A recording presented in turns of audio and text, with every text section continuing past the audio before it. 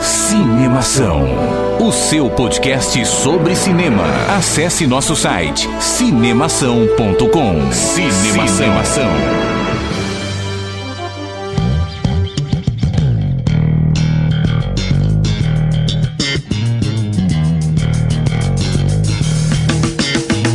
Seja bem-vindo ao podcast Cinemação número 154. Eu sou Rafael Arinelli e no meu teste online de arquétipos diz que eu sou o criador. Toma essa, mundo. Eu sou o Daniel Cury e tudo que eu penso vem pra mim através da linguagem que por si só já é uma construção. Olha só, olha a filosofia pura. Essa coisa mais legal que eu vou falar nesse podcast. Pô, já valeu, eu acho que eu já posso ir embora já. Eu acho que também, vamos terminar por aqui então? Vamos lá, o meu nome é Ana Terra e eu digo, nem bem nem mal. Do ponto de vista psicológico, o pecado original é desviar-se daquilo que se é. Olha aí. E a gente achando que o Daniel é que filosofava, né? Eu sou Guilherme Arinelli e não haveriam heróis se não fossem os vilões. Ah, olha aí, a verdade nua e crua do cinema, tá vendo? Exatamente, pô. Muito bem, estamos aqui reunidos nesse podcast 154 com dois psicólogos, né? Chamamos aqui não porque eu e o Dani estamos precisando, apesar do Dani precisar mais do que eu, né?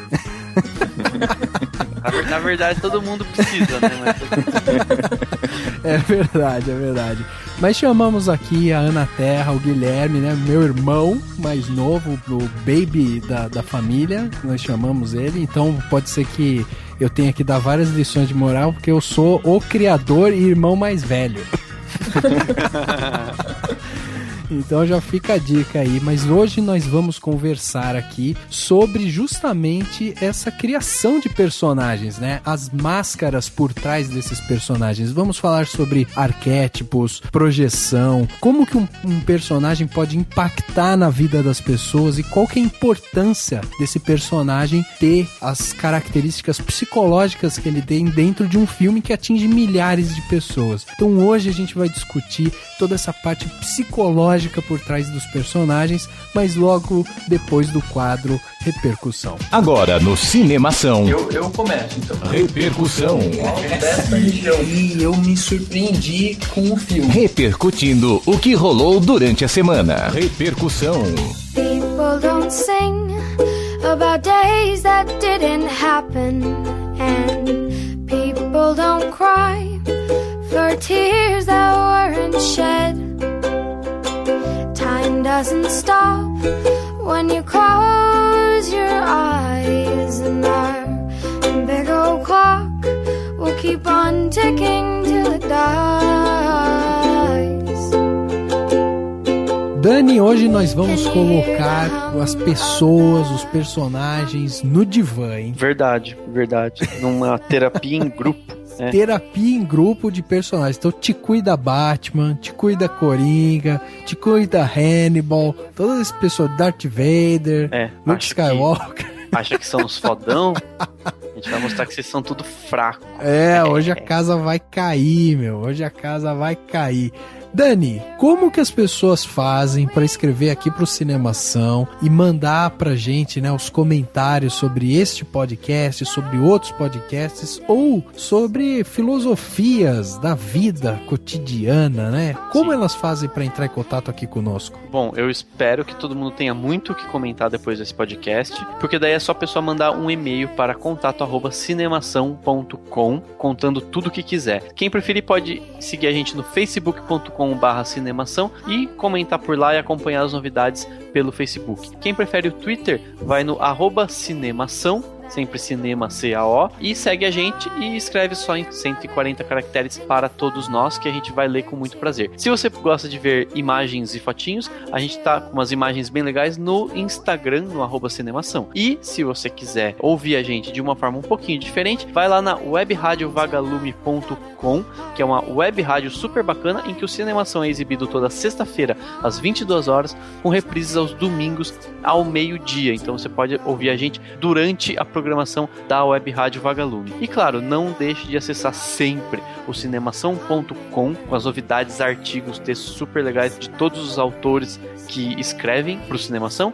E claro, se você estiver ouvindo a gente no SoundCloud ou no iTunes, não esquece de clicar em curtir ou dar a notinha em estrelinhas para a gente poder chegar a mais pessoas ainda. Se você quiser ajudar o Cinemação, basta você ir lá no patreon.com/cinemação e ajudar a gente fazendo uma doação no nosso canal. É muito simples, basta você clicar no banner que está aqui nesse post deste podcast ou você acessar o link que a gente falou agora, patreon.com/cinemação.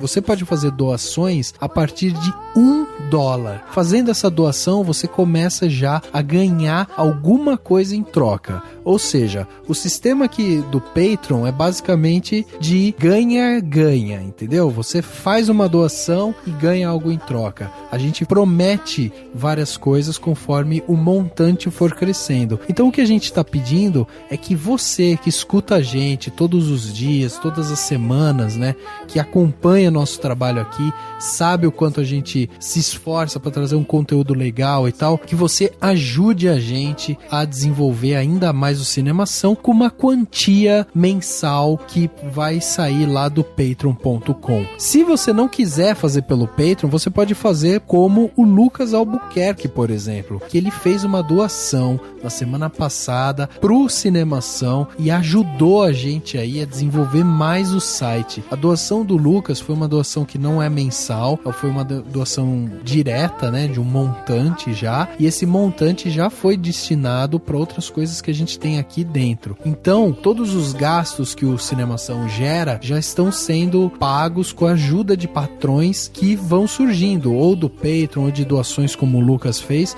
ou como o Diego Lima faz. O Diego Lima vai lá e doa $5 por mês e ajuda a gente a desenvolver o nosso site. E uma das recompensas que uma pessoa de $5 ganha é ser citada aqui dentro do podcast, né? Ter seu nome sendo aclamado por nós aqui com toda felicidade e alegria, por ele ajudar a gente a desenvolver o nosso site mais e mais todos os dias. Então a gente tem que agradecer muito aqui o Diego Lima, o Lucas Albuquerque e todo mundo que contribui com o Cinemação no Patreon ou fazendo doação diretamente pra gente. Então ajude a gente, ajude a desenvolver o nosso canal. A gente sabe que tá em época de crise, a gente sabe que tem muita gente que tá segurando a grana, que tá preferindo esperar para ver o que vai acontecer e tal, mas é sempre importante você ajudar a desenvolver a cultura no Brasil. E aqui a gente traz pessoas gabaritadas para conversar sobre cinema e todas as vertentes que o cinema nos proporciona. Então vai lá em patreon.com/cinemação e seja um patrão do Cinemação. Dani, chegando aqui na parte onde as pessoas saíram do armário, né, e vieram fazer comentários muito legais durante a semana, a gente foi recebendo muita coisa. Cara, fiquei muito contente porque no último podcast, o 153, a gente recebeu vários comentários sobre Nocaute e é um filme que, como a gente falou antes, é um filme que não tá tendo uma bilheteria tão boa. Então a gente até ficou meio, putz, será que vai ser, né? Será que vai trazer uma audiência bacana e tal? E no fim o pessoal comentou bastante sobre o filme. Então, sinal que as pessoas estão indo no cinema, estão escutando a gente e tem muita coisa rolando. Mas o que você trouxe de bacana aí, Dani, pra gente comentar aqui no Repercussão dessas pessoas que saíram dos seus armários? Eu vou comentar o e-mail do Túlio Moreira, que saiu do armário literalmente. Porque, literalmente não, porque ainda assim, literalmente seria você entrar num armário e sair. Exato. Mas foi muito legal o e-mail do Túlio, porque na verdade ele mandou referente ao podcast 151, Cinema e Intolerância, que a gente falou sobre minorias, etc, que foi um podcast sensacional que a gente gravou, e ele mandou um e-mail dizendo assim: caros, fiquei com muitas dúvidas se escreveria ou não para vocês sobre o tema do último podcast, por ser um assunto tantas vezes tratado com muito radicalismo e ânimos exaltados, mas decidi compartilhar a minha opinião. Devemos nos lembrar de que não existe monopólio espólio de virtude, nem mesmo quando o assunto parece ser tão óbvio, como é o caso da liberdade de uma minoria. Devemos nos lembrar que há dissonâncias dentro das próprias minorias. É exatamente como o registrado magistralmente por X-Men. Isso eu achei muito legal. Ele cita uma coisa super da cultura pop pra falar de um assunto super sério, e eu achei bem legal a forma como ele analisa o X-Men.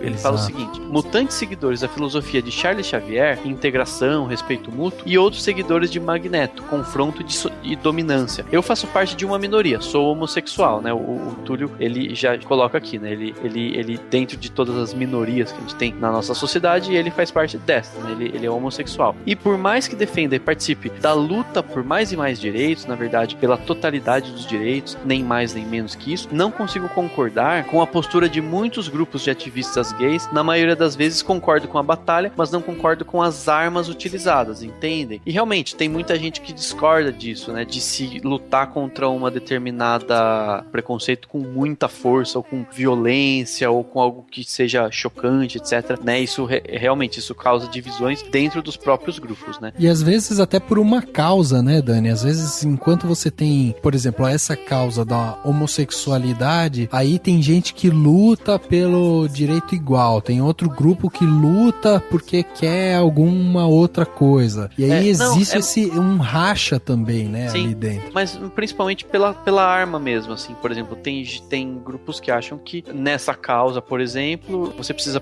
fazer debates e chegar a acordos mais políticos. Tem gente que vai para manifestações um pouco mais violentas, que podem ser o caso em alguns casos, mas podem não ser. Mas enfim, o Túlio continua dizendo que é um assunto muito delicado, mas que é importante discutir, principalmente porque o cinema é um instrumento e tanto para abrir mentes, simbolizar lutas por direitos e igualdade. E dele fala: só quero ter também o direito de discordar ou o direito de não concordar totalmente, né? Isso é muito legal mesmo, o debate é importante por isso. E aí ele cita alguns exemplos que acho que por ser um e-mail mais longo é melhor a gente não citar, mas enfim, umas coisas super legais sobre um caso específico do Ricardo Boechat brigando com o Malafaia, né? Silas que teve Malafaia, Silas Malafaia na rádio. E daí ele fala assim: enfim, acho que sou mais Charles Xavier do que Magneto, embora muitas vezes eu flerte com um pouco de cada um dos lados. A única coisa que tenho certeza é: o mais importante é debater e nunca achar que você está totalmente certo. Parabéns pelo podcast e obrigado por abrirem o canal para expressarmos nossas opiniões. Achei muito legal porque assim, é isso que a gente quer. A gente quer que as pessoas expressem suas opiniões e a gente vai comentar aqui. Não, acima de tudo, né, a gente tem esse canal, é um canal aberto para que as pessoas falem, para que as pessoas coloquem suas opiniões mesmo. A gente nunca fica aqui, tipo, julgando se o cara tá certo, se tá errado. A gente pode, inclusive, discordar, né, de algum posicionamento e tal, mas eu acho que, tipo, essa atitude que o Túlio teve é uma atitude muito bacana mesmo, de vir, de falar, de expor a situação.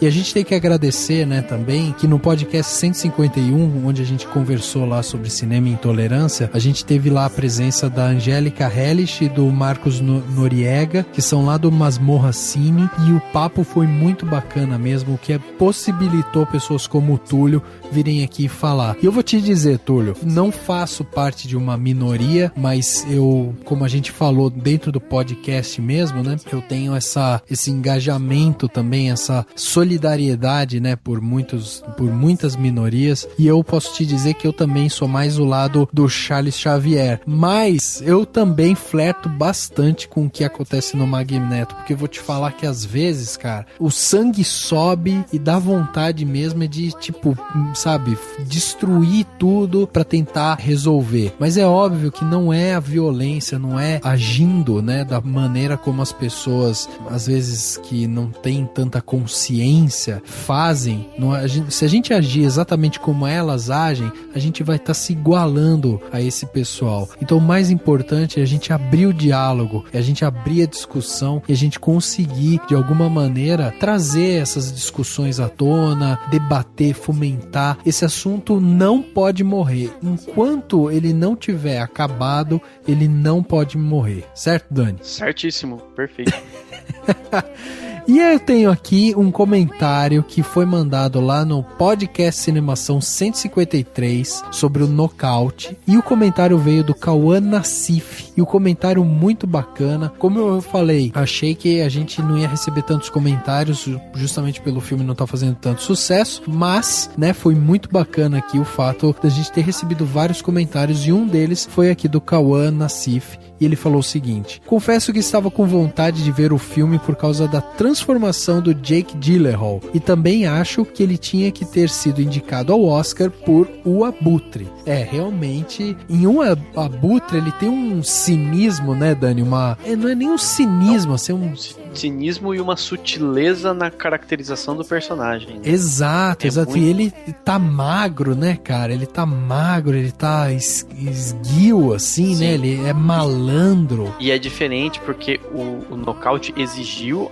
obviamente, que ele ficasse muito forte. No caso do Abutre, ele ficou magro porque ele quis. Ele falou pro diretor: eu preciso emagrecer tanto que esse personagem não cabe na minha estrutura física. Então foi uma decisão consciente do Jake Gyllenhaal. Então isso também talvez traz um peso ainda maior, né? Exato. E como a gente falou também no podcast, né? Essa talvez tenha sido a grande injustiça, entre aspas, nas premiações do ano passado, né? Porque ele não foi nem citado em muitos casos. Você tem papéis que se equiparam, se não são até inferiores ao que o Jake Gyllenhaal fez em Um Abutre. Mas enfim, aí o Cauã continua assim, falando que: mas com as críticas que eu li e agora, após ouvir esse episódio, me fez desanimar um pouco e vou aguardar o lançamento em Blu-ray ou em algum serviço de streaming. Após apontarem tantas falhas, não vejo necessidade em pagar caro para assistir no cinema. Ainda acho que deve ser um filme pelo menos ok, mas prefiro esperar.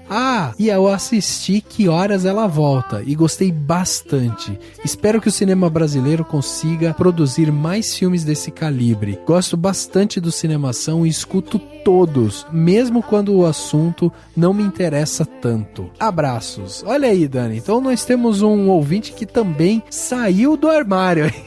Exatamente. E é muito legal o que o Cauã fala, que é uma coisa que acho que é inevitável, né? As pessoas se baseiam nas críticas e no que elas ouvem e nos comentários pra escolher o filme que vão ver no cinema. Claro que no mundo ideal a gente fala, a gente veria todos os filmes, né? Você não pode se pautar somente pela crítica, porque você tem que ver se você tem vontade. Mas, claro, quando a oferta é muito grande, você não tem tanto dinheiro, ninguém aqui é milionário pra sair pro cinema 20 vezes por semana, a gente tem que escolher, e daí a gente acaba se baseando nisso. E é natural que quando o filme é criticado e a gente aponta erros, as pessoas tendem a não ir tanto pro cinema assistir, né? E quando todo mundo sai elogiando, como é o caso do Que Horas Ela Volta, mais gente vai ver porque o filme é muito bom, né? Exatamente.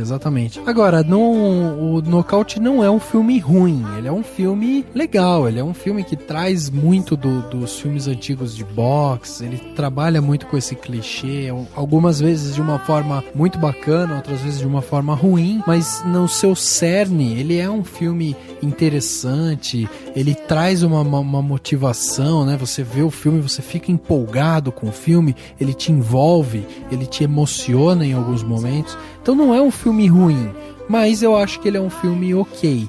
Então a gente, sabe, se você tá aí, se você, como o Dani falou, não dá pra ir no cinema toda hora e tal, realmente, cara, vai assistir Que Horas Ela Volta, porque inclusive você vai estimular mais gente aí a assistir, e quem sabe a gente também transforma um pouco o cinema brasileiro, né? Então, fica aí essa dica. Muito obrigado ao Cauã Nassif pelo comentário, e muito obrigado ao Túlio Moreira também pelo comentário. Dani, tá na hora da gente colocar a galera no divã agora. Isso aí, vamos lá. Partiu. Can you breathe until there's no air left in you? Explorer, this is Houston. Go ahead, Houston. Mission abort. Repeat. Mission abort. Explorer, this is Kowalski confirming visual contact with debris. Debris is from a BSE sat. Repeat. I have it. Dr. Stone requesting faster transport. We have to go. Kennedy reports meteorological conditions. Go. Houston, Explorer, copy. Explorer, Dr. Stone requesting faster transport to Bay Area. Explorer, do you copy?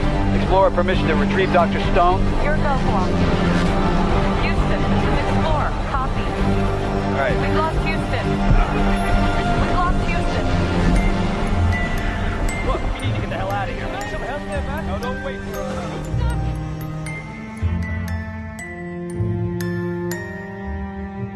Bom, muitas vezes quando a gente vai no cinema, a gente encontra vários personagens e esses personagens, eles às vezes têm características muito comuns entre eles, né? Por exemplo, o herói que é incorruptível, que tem sempre aquela sede pela justiça, que nunca vai ser quebrada. Ou a gente tem aquele vilão também, que ele é muito determinado, né? E tem várias características que a gente percebe. De um filme pro outro, a gente vai vendo características comuns entre vilões, entre heróis, entre vários tipos de personagens. E aí entra uma característica que a gente acha bem interessante, que é justamente essa coisa de você projetar dentro do cinema uma personalidade que às vezes reflete muito do que a sociedade ou espera, ou quer, ou se identifica, né? Então eu queria começar esse papo com vocês, né, que vocês possam nos ajudar, falando um pouco sobre o que chamamos aí de inconsciente coletivo. O que é esse inconsciente coletivo? É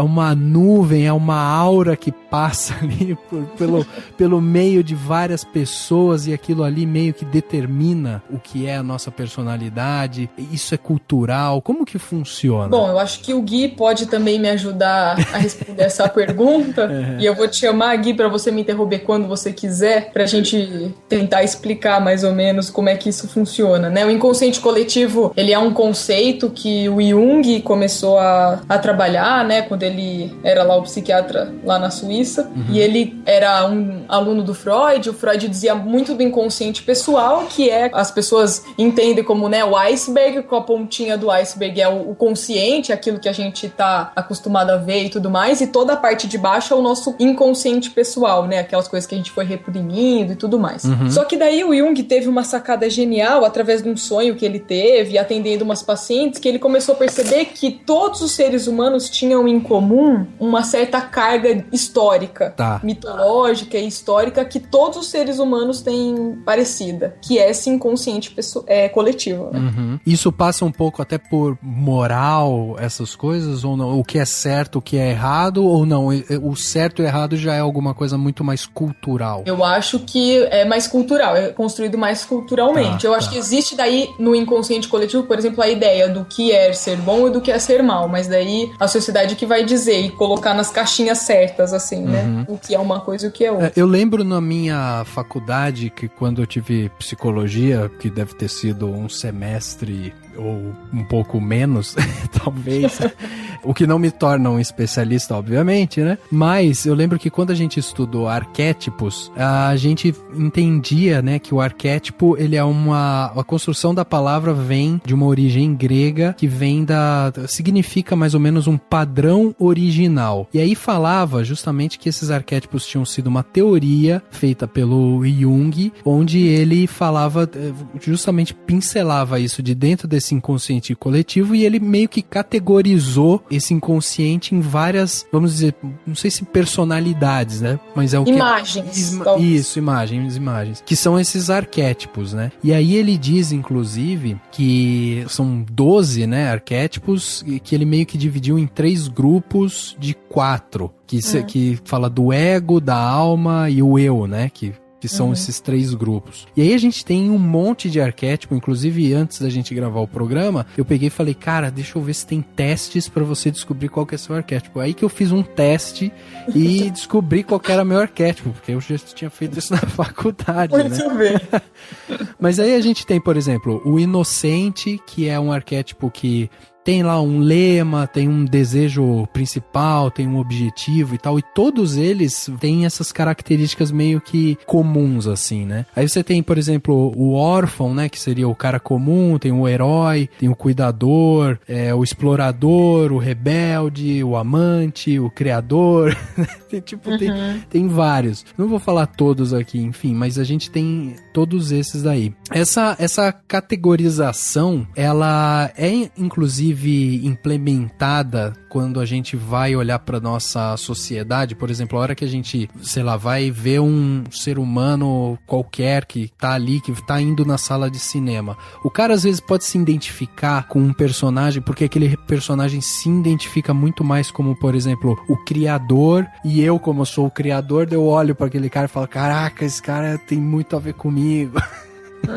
Mas é confuso porque eu tava vendo os arquétipos e tudo mais. Tem até um diagrama, né? Que é um círculo, né? Que tem, tipo, os arquétipos meio que como se eles fossem, assim, os mais parecidos de um lado, né? Enfim, não sei se faz sentido, se vocês já viram isso. Mas aí eu tava vendo e eu particularmente, não me vi, eu não fiz esse teste que o Rafa falou, mas eu não me vi em um arquétipo específico. Não me identifiquei especificamente. Mas eu imagino que seja justamente essa questão. Não é necessariamente pra gente se ver como esse arquétipo, ou porque um personagem no filme, já que a gente tá falando de cinema, vai ter que obedecer um determinado arquétipo. Ele pode ter vários deles, ele pode ter combinações, né? E aí, assim, eu queria saber se essas combinações podem ser só entre arquétipos mais semelhantes, mais que se completam, ou se pode ser de arquétipos totalmente opostos, assim, por exemplo, não sei, tava imaginando, talvez o anti-herói seja o cara que é herói e vilão ao mesmo tempo. Como que dá pra gente pensar isso? Bom, eu acho que assim, o modo como eu entendo seria que todos os seres humanos, né, a humanidade inteira, tivessem todos os arquétipos. Só que uns acabam se destacando mais do que outros pelas experiências de vida que as pessoas vão tendo ao longo do passar dos anos, né? Então, por exemplo, todo mundo tem aí o arquétipo do herói, o arquétipo do vilão, do velho sábio e da grande mãe, por exemplo. Mas conforme as pessoas vão vivendo suas vidas, um ou outro vai se desenvolvendo mais e vai ficando mais evidente, assim.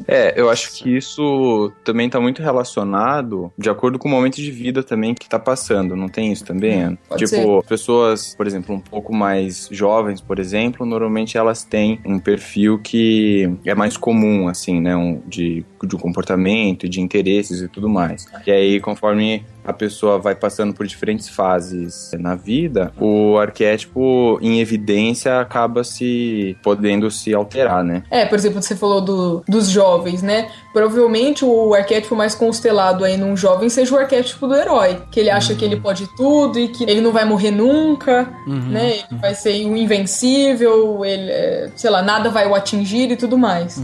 E daí, conforme os anos vão se passando, ele vai amadurecendo, ele vai vendo que não é bem assim. E talvez ele, lá na adultez, ou quando ele for idoso, ele vire esse velho sábio que possa contar todas as histórias, com toda uma experiência e tudo mais. E esse arquétipo do velho sábio seja mais constelado nesse momento de vida, né? E aí me diz uma coisa, como que isso se relaciona, por exemplo, porque quando a gente pensa em arquétipos, a gente tá basicamente pensando numa categorização quase que de personalidades ali, né? De figuras e tal, que, tudo bem, elas se entrelaçam e você pode ter um pouco do herói, um pouco do criador, um pouco de um outro e tal, enfim, você constrói uma personalidade com vários arquétipos. Agora, isso se relaciona, de alguma forma, com o que eles chamam, né, de projeção freudiana, né, que é essa coisa de você se projetar, às vezes, né, no outro ou em uma situação. Eu tô perguntando isso mais por questão do cinema mesmo, sabe? O quanto é importante um personagem, um herói ou um vilão, ele ser bem desenvolvido ao ponto das pessoas, tipo, olharem pra ele e se identificarem com ele, sabe? Essas teorias, elas meio que se relacionam ou não? São, tipo, totalmente diferente uma coisa da outra. Olha, eu acredito que elas se relacionem sim. Agora, conforme você estava falando, lembrei também de algumas outras coisas que a gente vê, inclusive, na faculdade, porque, por exemplo, eu, dentro da psicologia, eu estudo mais um autor russo que chama Vygotsky, né? Ele se desenvolveu mais para a área da psicologia educacional e tudo mais, mas ele fala algumas coisas interessantes que eu acho que dá para relacionar bastante com isso que você tá falando, né? Da identificação das pessoas, por exemplo, dentro de uma sala de cinema, né? Assistindo a um personagem. E ele fala o seguinte, né? Ele fala que o cinema ou as artes, de uma maneira geral, elas são capazes de produzir vivências nos seus indivíduos, né? Que acessam a arte. E o que ele caracteriza como vivência? Né? Ele fala que vivência é uma experiência, ou melhor, é toda experiência que o sujeito passa, que é acompanhada de um forte teor emocional. Então, quando a gente pensa no cinema, por exemplo, a gente pode citar, por exemplo, aqueles filmes em que você senta, por exemplo, eu consigo dar um exemplo que pra mim ficou muito marcado, por exemplo, aquele filme Gravidade, né? Você senta na cadeira e você começa a assistir o filme e muitas vezes você esquece que você tá no cinema e você fica imerso no filme completamente, né? Sim. Nesse filme eu me percebi diversas vezes, por exemplo, até meio que prendendo a respiração, assim, porque ela tá no espaço, enfim, tem todo o contexto ali envolvido. A ideia da vivência é justamente essa questão. Quando você vai assistir um filme, por exemplo, e você se identifica com um personagem ou com o contexto ali que tá sendo narrado, né? De modo que, às vezes, até quando você sai do cinema, você ainda se sente, sabe, ainda demora um pouco pra você voltar, assim, e se situar de novo, sabe? Tipo, pô, eu tô no cinema, dentro de um shopping e tal, não, beleza. E aí você começa a voltar um pouco a isso, sabe? Entendi. Você tá tão impactado, né, pela história, tá tão imerso que às vezes é difícil você, tipo... se vê de novo na realidade, né? Isso, exatamente. E aí você muitas vezes assiste um filme e o modo como aquele filme, enfim, te conta aquela história e tudo mais, você acaba se identificando muitas vezes, né, com alguns personagens, e aquilo muda o seu modo de interpretar o mundo, né? Uhum. De ver as relações e tudo mais, né? O último filme que aconteceu bastante isso comigo foi o filme do Que Horas Ela Volta, né? Com a Regina Casé. Sim, sim. Que muda e muito o nosso modo de enxergar as relações, né? As relações de profissionais, as relações de poder, de classe, enfim, de várias coisas que estão envolvidas ali. É interessante justamente por isso, assim, né? A gente vê, inclusive aqui no Cinemação, quando a gente vai fazer a análise de algum filme, ou a gente tá discutindo algum tema, a gente fala muito sobre essa coisa do se conectar com o filme, sabe? De você sentir que aquele filme, ou com que aquela história, ela captura você de uma maneira que ela vai te trazer essa imersão, mas que ela também, ela emociona justamente por ela te trazer essa coisa mais íntima, sabe? Ele te pega nesse íntimo, assim. O filme fala com você, né? Como se fosse... Isso, exatamente.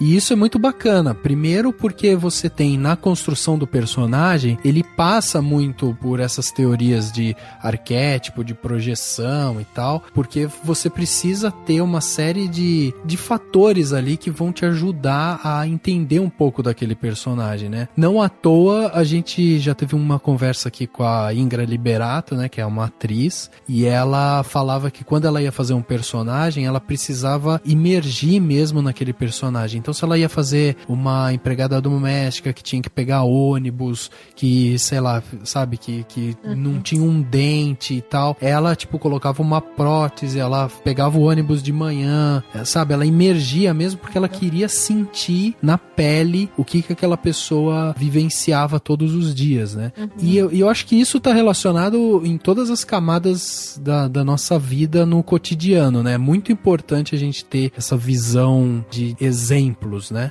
Pra construção do seu caráter, e essas coisas, né? E uma coisa que eu tava pensando, e daí eu queria saber se vocês concordam de acordo com teorias da psicologia e tudo mais, a questão de você ir pro cinema ou assistir um filme num espaço que não é a sua casa, a sua sala, o seu computador, etc. Isso ajuda a gente, né, a se envolver mais com o personagem e a conseguir, enfim, né, se identificar mais com a história e tudo mais, porque a gente não tá o tempo todo se lembrando de que aquilo é uma ficção, e porque a gente tá mais mergulhado, né? Isso faz muito sentido também, né? Sim, pode até, porque quando a gente vai ao cinema, a gente tem esse objetivo, né? Então eu vou para lá para assistir este filme que eu escolhi, que eu paguei para ver. Então talvez tenha toda essa simbologia do, então eu estou aqui para fazer isso, então eu venho para fazer por inteiro e de alma toda, né? Às vezes quando a gente tá em casa, a gente acaba se distraindo com as outras coisas que acontecem e tudo mais. Sim. Então... a própria experiência do cinema, né? Ela é muito imersiva por isso, né? Mas a partir do momento que você entra dentro da sala, escurece tudo, você tem uma tela na sua frente,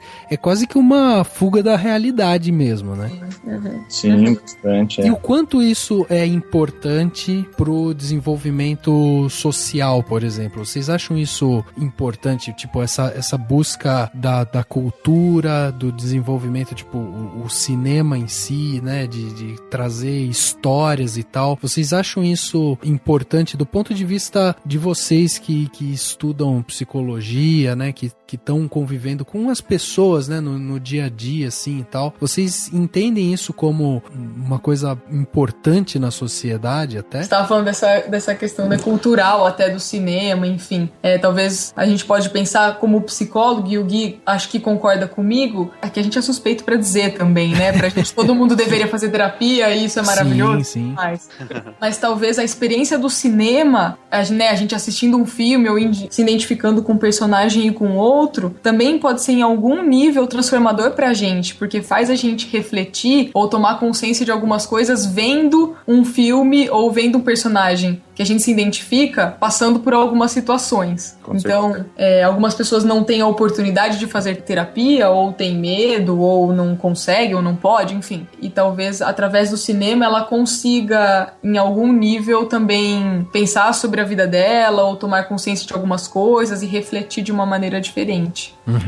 Eu acho que um ponto que é legal é porque, assim, a arte, de uma maneira geral, e aí o cinema entra dentro disso, é que a gente tem um processo terapêutico, né, que existe, por exemplo, dentro da clínica, tal, dos contextos mais formais, mas a gente tem também atividades terapêuticas, né? Sim. Então, o cinema e filmes e tudo mais, eles se caracterizam muito dessa forma, né? Então, muitas vezes, eu fiz isso, inclusive, durante a faculdade também, a gente tá trabalhando com um grupo, por exemplo, né? E eu quero discutir um tema específico, ou enfim, eu quero provocar algumas reflexões ou algumas emoções e tudo mais. E aí eu uso do artifício de algum documentário, de algum filme, ou de alguma coisa assim, né?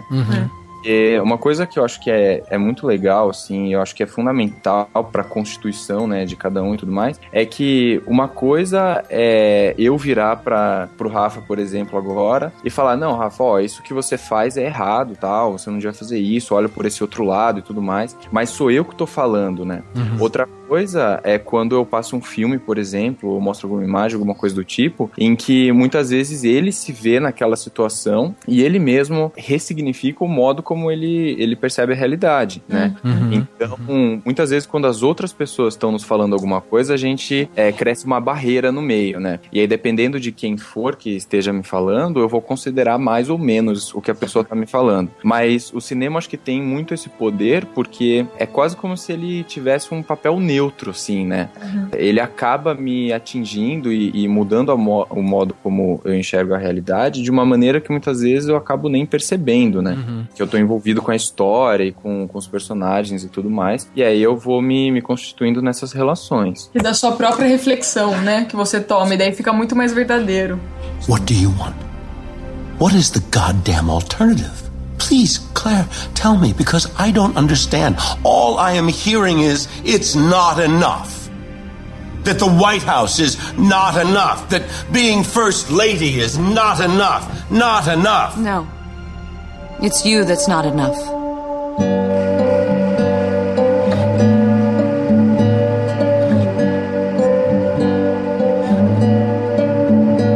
Daí será que não existe uma falha de construção, de personagem mesmo, ou de histórias, quando você coloca num papel um personagem que, por exemplo, um herói que ele é tão incorruptível, ou que ele não é nem um pouco falível, sabe? Você tem um cara que, tipo, que tá imune a qualquer tipo de falha ou de erro, e que o cara, ele galga ali, né, dentro daquela história, ele chega pra resolver um problema. De repente isso também não é um pouco de, não sei, um exagero, sabe? Ou uma forma até de você mostrar um pouco assim, fugir um pouco dessa realidade quando você tem personagens tão caricatos, entendeu? Tipo, será que isso não é um erro também? Sendo que, tipo, como o filme ele tem essa característica de repente ele ser um portador de informação e às vezes até um agente transformador, né? Será que ele também não prejudica em algum momento com essas construções um pouco deturpadas? O que vocês acham? Então, eu acho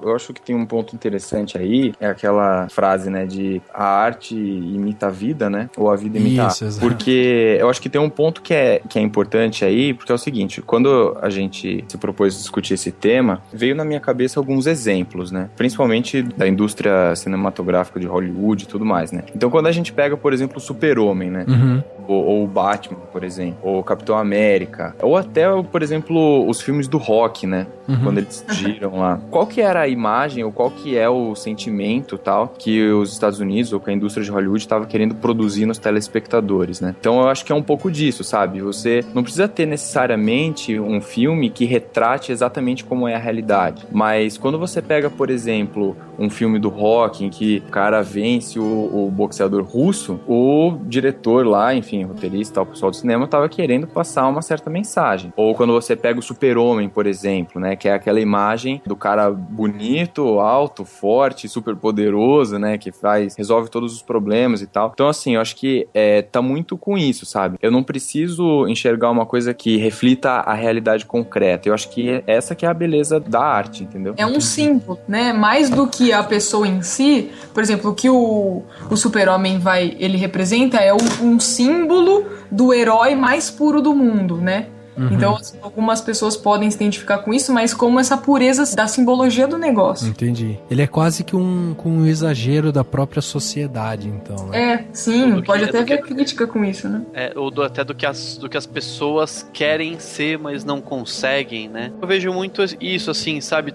Eu acho que o cinema e a arte como um todo funcionam muito, e daí até queria que vocês até explicassem um pouco, se vocês puderem, sobre a questão da catarse, né? Não sei se seria catarse, talvez seja o mais exagerado isso, mas a questão de você colocar na arte algo que você inconscientemente gostaria de ser, mas não consegue ou não é, ou sabe assim, você tenta colocar lá no Super-Homem ou num determinado super-herói algo que você não vai conseguir fazer na vida real, sabe assim? Ou as pessoas se identificam com um determinado personagem porque ele tem determinadas características, ou então às vezes acontece o oposto, né, que tem a ver com a projeção. Eu sei que muita gente fala assim, você não gosta do fulano porque você tá projetando algo que você não gosta em você, porque o fulano, sei lá, fala demais e você também fala demais, por exemplo, uma característica, e daí você tem a ver com isso, né, assim, eu lidar com os meus sentimentos diante dessa projeção, dessa exibição de um determinado personagem que faz com que eu inconscientemente reaja a esse tipo de característica, né?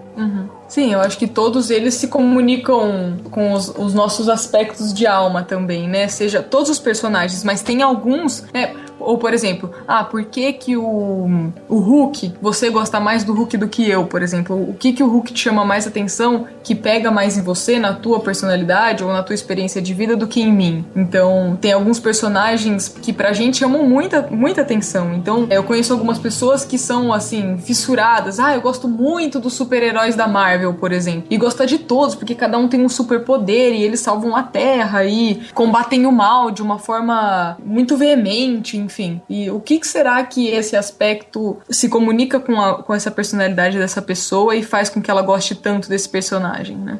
Eu acho que esse é um aspecto que a gente encontra no cinema e tal, nas artes, e querendo ou não, eu acho que é um aspecto saudável, sabe? Porque eu tive um professor na faculdade que ele fazia uma analogia pra mim em relação a isso, que pra mim ficou muito claro, assim. Ele falava o seguinte, né? Então, a gente tem diversos desejos ao longo das nossas vidas, né? Alguns desses a gente pode realizar, né? E outros não. Então, por exemplo, o Freud, ele trabalhou muito com a questão da sexualidade, né? E outras coisas, que socialmente falando é um tabu muito grande. E aí a analogia que ele fazia é o seguinte, né? Imagina que você tem uma casa, por exemplo, e na sala dessa casa você tem uma lareira. Essa lareira, ela vai queimar lenha e tudo mais, e ela tem que ter uma válvula de escape, né? Que seria a chaminé, por onde vai sair a fumaça e tudo mais. Agora, imagina que alguém vai lá, ou alguma coisa vá e tampe essa chaminé. O que vai acontecer? A fumaça vai começar a ir para os outros cômodos da casa, né? É como se o desejo estivesse sendo reprimido, né? E aí, o que acontece? Essa fumaça vai encontrar algum outro lugar da casa por onde ela possa sair. Pode ser pela janela, pode ser por debaixo da porta ou por algum outro lugar. E aí, eu acho que é um pouco disso, assim, do que a gente tá falando, né? Porque a gente tem alguns desejos, por exemplo, exemplo, e que eles não podem ser realizados. E aí, muitas vezes, o modo que eu encontro de realizar esse desejo, justamente, por exemplo, escrevendo uma história de super-herói, né, e me vendo naquela situação como um super-herói, por exemplo, né, ou a gente pega outras situações, né, por exemplo, de uma mãe em que o sonho dela era ser bailarina, né, e aí ela tem uma filha e a filha tem que ser bailarina, porque daí ela começa a falar, não, porque esse é o desejo da minha filha e tudo mais e tal, e aí é uma forma, muitas vezes, dela realizar esse desejo que ela teve que ela não conseguiu cumprir, entendeu? Nesse caso, só pra a gente entender legal, questão teórica, eu pelo menos gosto. Nisso, numa situação dessa, ela tá projetando na filha o desejo dela, certo? Isso, Eu posso dizer, então, que vamos supor, se essa mulher, essa mãe, que sonhava em ser bailarina e não conseguiu realizar esse desejo, se ela, vamos supor, começa a assistir muitos filmes de dança, de balé, e nessa situação, eu posso dizer que ela tá meio que está sublimando esse desejo? Ou não? Eu tô viajando, ou tô falando errado? Esse já tá falando de vários mecanismos de defesa freudianos, exatamente. Então, isso que eu quero. Porque assim, eu estudei coisas muito picotadas, né, em relação a isso. Então, pra mim, é tudo às vezes meio... Fala, não, peraí, é sublimar... O que seria catártico pra ela, por exemplo? Não sei. Então, a questão é que, assim, talvez o cinema em si, ou, por exemplo, ela começa a ter vontade de assistir muitos filmes, alguma coisa do tipo, né, desse tema, talvez só isso não seja suficiente pra ela, enfim, cessar esse desejo ou acalmar essa vontade. Eu tava assistindo agora, semana passada, o filme do Benjamin Button, né? Que é um filme muito curioso. É um curioso caso, né? E é interessante porque é o seguinte, nesse filme conta exatamente isso, né? O Benjamin Button, ele, enfim, vai contando a história dele, e em paralelo tem aquela moça que ele conhece e tudo mais, e que ela é uma bailarina, e em determinado momento da carreira dela, ela se machuca, né? E ela é uma bailarina meio frustrada, assim, porque ela se vê em determinado momento que ela tá envelhecendo e tudo mais, e ela nunca, ao longo do filme inteiro, assim, ela nunca chega a superar completamente isso, né? E aí tem um determinado momento do filme, que é inclusive quando eles têm um filho, né? Uma filha e tudo mais, e aí ele se afasta, né? Ele vai embora, tal, porque ele fala pra ela que ela tem que encontrar um pai, realmente, que assuma esse papel perante a filha e tudo mais, e que ele, como tá rejuvenescendo, não vai poder fazer isso. Mas o que acontece? Ela se realiza, no final das contas, quando ela abre um estúdio. Então ela abre um estúdio de balé, e aí ela ensina balé para outras meninas, né, outras crianças que estão interessadas, e aí ela consegue se realizar, ou consegue realizar esse desejo que ela tinha ao longo da vida dela, através dessa outra atividade que ela encontra. Tem uma questão que eu acho que até vale a pena a gente explicar, que, bom, hoje em dia a gente está sendo levado muito também por séries, e aí as séries, elas trouxeram um novo tipo de desenvolvimento de personagem, né? Então, enquanto a gente senta para assistir um filme e esse filme tem 2 horas e meia de tela, onde você consegue identificar ali toda a personalidade dos personagens que ali estão, né? No seriado, você tem 180, 200 horas de tela, onde as camadas do personagem, elas podem ser aprofundadas. Então, antes da gente, inclusive, entrar dentro desse aspecto, eu ia pedir pro Dani explicar um pouco, Dani, quando você fala sobre tridimensionalidade do personagem. Quando você fala isso, o que você quer dizer com isso? São justamente essas várias camadas? Então, eu acho que agora com essa discussão que a gente está tendo, talvez uma visão interessante do que seria tridimensionalizar é você mostrar ele muito mais profundo do que um simples arquétipo, uma simples figura que a gente tem formada, né? Então, por exemplo, quando a gente falou lá no último podcast do vilão do filme do Nocaute, ele é quase que o arquétipo do vilão, né? Ele é simplesmente um vilão. Ele tem características muito pouco desenvolvidas. Ele odeia porque sim. Quando você mostra... Aí eu vou falar um pouco baseado no que eu conheço, né? Do assunto que a gente tá falando. Quando você mostra, vamos supor, você quer mostrar um determinado vilão. Exemplo até talvez não sei se seria anti-herói, o que seria no caso lá do House of Cards, que é uma série, o personagem principal é um cara que faz tudo pra chegar ao poder, etc. Você sabe por quê, você aos poucos vai entendendo o porquê que ele faz coisas ruins, o porquê que ele comete até assassinato, porquê que ele chega, faz tudo o que ele faz, né? Então você vai compreendendo quem ele é. Ao compreender, você entende esse personagem como um sujeito, né? Alguém que é totalmente transformado pelo meio, entendeu? Exato. Então, assim, baseado no pouco que eu conheço, qual que é a diferença? É você ter um cara, um personagem, qualquer que seja, com características baseadas numa visão genérica da sociedade, e um que você entende que tudo que ele pensa, toda a maneira como ele age, a forma como ele faz as coisas, é baseada em coisas que vão perpassando esse cara, essa pessoa, esse personagem, ao longo de toda uma trajetória, e que é o que todos nós somos, né?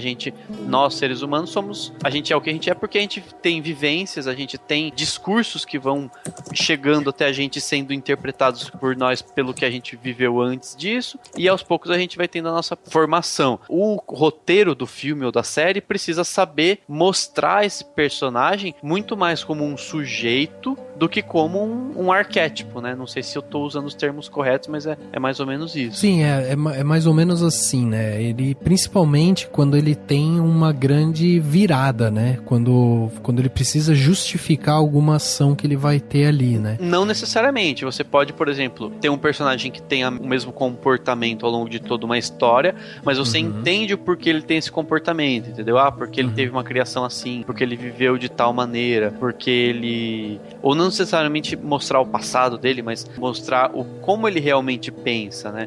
Ninguém só odeia ou só pensa coisas ruins ou só pensa coisas boas, entendeu?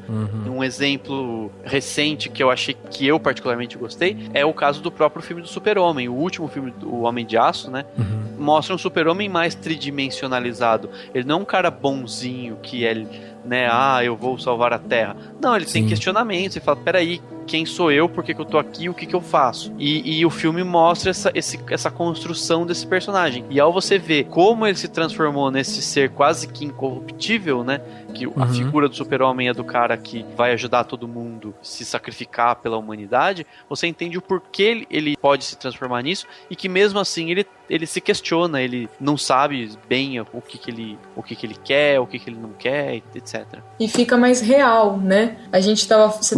Começamos a falar sobre essa diferença dos personagens dos filmes, que talvez seja em menos tempo, né, pra contar uma história, em 2 horas a história tem que acontecer, e nas séries que, como o Rafa falou, tem 180 horas de construção de personagem e de história pra se contar. Talvez por isso que as séries estejam ficando tão populares, né? Exato. A complexidade de construção de personagem é muito mais profunda e muito mais real do que uma construção de personagem de filme, né? Isso a gente tá fomentando a discussão. Não sei se é real isso ou não, mas é mais ou menos o que eu sinto. Porque os personagens de série, eu vejo, né, e assim, assisto algumas séries e tudo mais, a construção de um personagem é feita em muitas camadas, né? A gente vai assistindo e uma hora a gente ama, e daí depois acontece alguma coisa, daí a gente não gosta mais, a gente odeia, e daí a gente concorda, mas daí por outro lado a gente não concorda mais, vão ocasionando na gente vários sentimentos, e esses sentimentos se misturam muito.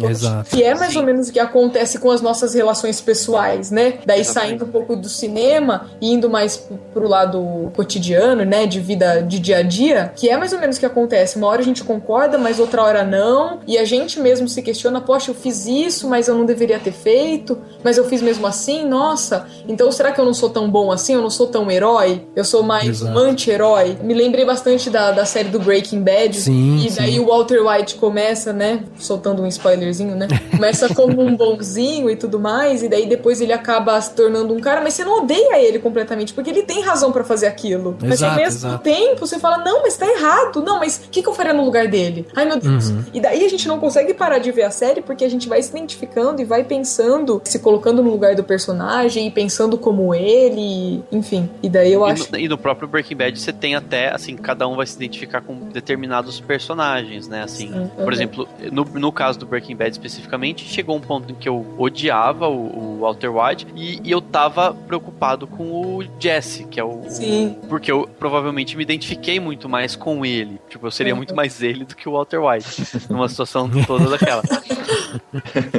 E como vai se transformando, né? Porque o Walter White no começo, ele era o herói e ele depois acaba se tornando vilão. Sim, e o Jesse começa como vilão e depois acaba se tornando bonzinho, né? Exato. Você fala, caramba, a complexidade humana é muito grande, né? E a gente tá falando de um conceito de arquétipo, mas se a gente for pensar, a psique humana ela é constituída de mais de 1 milhão de coisas, né? Sim, exato. Que acabam se misturando e que acabam formando toda essa confusão que a gente é. Exato. Sim. Skylar. All the things that I did. You need to understand. I have to hear one more time that you did this for the family. I did it for me.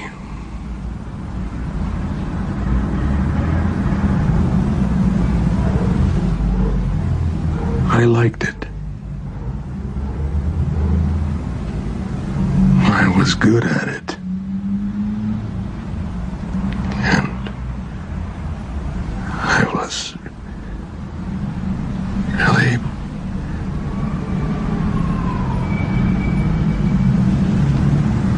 I was alive. Essa ideia de séries, assim, pelo menos talvez aqui no Brasil e tudo mais, é uma coisa, eu acho que relativamente recente, assim, né? Tudo bem, a gente tinha séries mais antigas, por exemplo, se a gente pegar até o Friends, né? Que a gente tem cada um ali com uma característica diferente e tudo mais. Mas eu acho interessante analisar o quanto que cada momento histórico vai trazendo um determinado modelo que vai desenvolvendo a identificação das pessoas, né? Porque, por exemplo, né? Se a gente pegar a época lá de Guerra Fria e tudo mais, né, de Segunda Guerra Mundial e tudo mais, a gente teve uma série de filmes norte-americanos em que seguiam mais ou menos o mesmo modelo também, né? Sim. O vilão era sempre o russo, né? Ou, enfim. Então, e bem definido, né, Gui? Tudo. Esse é só ruim. Exatamente. E aí, a impressão que me dá é que, assim, nos últimos anos começou a trazer mais essa discussão de que talvez ninguém seja totalmente bom ou totalmente ruim, né? Apesar desses filmes que foram criados terem, claro, sua importância até na identificação das pessoas, como a gente já discutiu. Mas eu acho interessante isso, assim, porque hoje tá havendo um movimento maior de mostrar isso, assim. Você pega Game of Thrones também, né? É a mesma coisa. Então, no começo você tem alguns que você vai identificando, que você se identifica, que você gosta mais e tudo mais. E aí depois, com o desenrolar da série, muitas vezes você vai mudando de opinião e se identificando com outros personagens, né? Exato. Isso que você falou, Gui, não sei se vocês enxergam dessa forma, mas esse conceito do inconsciente coletivo, eu poderia dizer que ele se aplica a isso, porque assim, quando você tem um mundo dividido, né, em duas potências, em uma guerra fria, etc., você tem um inconsciente coletivo dizendo, existe o lado bom e existe o lado ruim, existe o lado bom e o mal. Quando você tá num mundo como hoje, que a gente tem tudo muito misturado, né, e aí eu entro eu gosto muito da coisa da pós-modernidade, de como as coisas são líquidas e vão se transformando, como a gente tá vivendo no mundo hoje. Olha lá, citando o Bauman, tá citando o Bauman. Não, porque foi o que eu mais estudei nessa vida.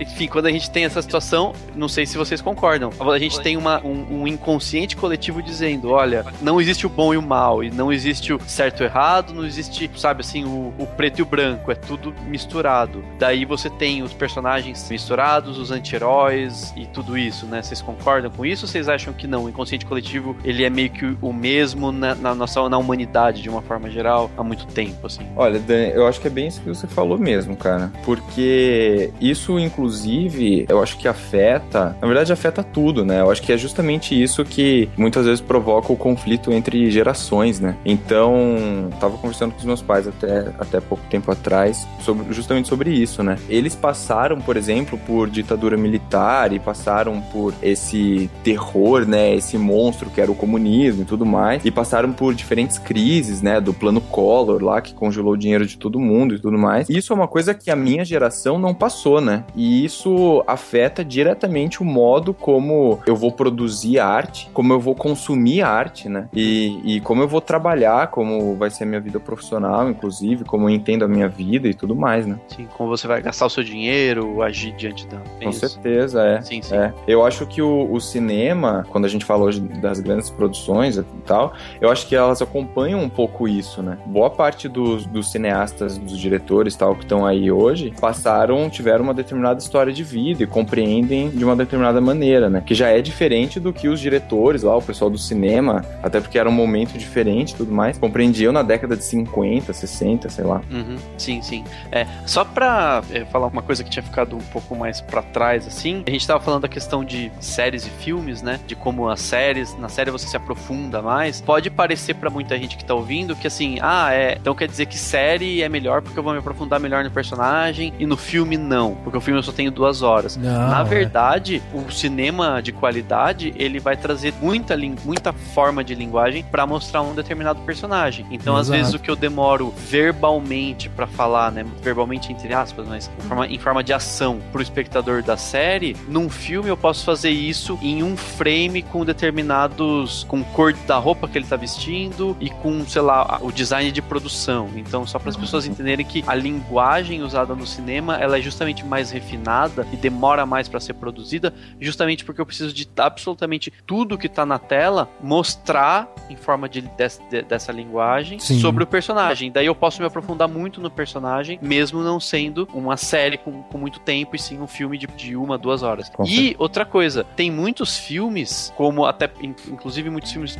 só pra citar um exemplo, do Woody Allen, que trabalham na base do arquétipo, né? E isso pode ser bom, se ele é feito de uma forma que deixa claro pra gente que são personagens que representam figuras da sociedade, ou arquétipos, ou elementos mais abertos e não um sujeito único. Você pode trabalhar muito bem isso, então é possível fazer isso também sem perder qualidade. Não significa que todo filme tem que ter um personagem absolutamente aprofundado. Se não for pra ter o personagem aprofundado, eu tenho que deixar claro pro espectador de alguma maneira que nesse filme eu tô tratando de figuras que representam uma camada da sociedade ou esse arquétipo, etc. Não sei se vocês concordam. E às vezes até um recorte da vida da pessoa que vai representar também, né, uma característica ou uma situação comum para esse inconsciente coletivo também, né, que a gente tava falando. Às vezes você pega só um momento da vida. Eu lembro muito daquele filme que o Dani não gosta, que é o Procurando a Felicidade, né, do Will Smith.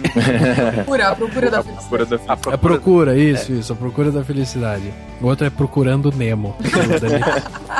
É um filme muito bom. E o que acontece nesse filme é que você pega um recorte da vida do cara, né? Então você pega do momento em que ele tem um declínio ali, né? Ele vai pra pobreza e tal, e depois quando ele faz uma reconstrução, até o momento que ele chega num ápice onde ele se estabiliza. A partir daquele momento, você não tem mais filme pra contar como é que aquilo se desenvolveu. Então você imagina aquilo ali, né? Então você pode pegar um recorte. Agora, realmente, a gente não tá falando que série é melhor do que filme e tal, até porque muito do que a gente vê hoje em série foram lá beber da fonte de muito filme bom. Por exemplo, um caso muito clássico e eu acho que muito bem estruturado é o do Michael Corleone, né, do Poderoso Chefão, que você vê a completa transformação de um personagem em todos os aspectos, físico, psicológico, sei lá, mental, né, o cara tem toda uma desconstrução perante uma realidade que ali é imposta. E aí eu acho que essa que é a grande beleza do cinema, que é justamente, como a gente falou antes, é trazer essas realidades diferentes para que a gente possa se deparar com outra visão de mundo, né? Isso que eu acho muito bacana. E aí entra também outra questão, que é justamente essa do desenvolvimento do personagem, né? Vocês, quando estão fazendo uma consulta consulta ou estão atendendo alguém assim e tal, vocês conseguem identificar, não talvez tanto quanto esse negócio do arquétipo, sabe? De tipo, isso daqui é o herói, isso daqui é o tal, isso daqui é o outro e tal, mas vocês conseguem perceber uma linha comum em termos de raciocínio, né? De pensamento das pessoas. Vocês sentem isso, né? Com vários pacientes, você tá dizendo? É, com vários. Sim. Tipo, porque quando a gente olha assim, ó, vou dar 2 exemplos aqui que eu acho bastante emblemáticos dentro do entretenimento, né? A gente pega o Walter White e o Michael Corleone.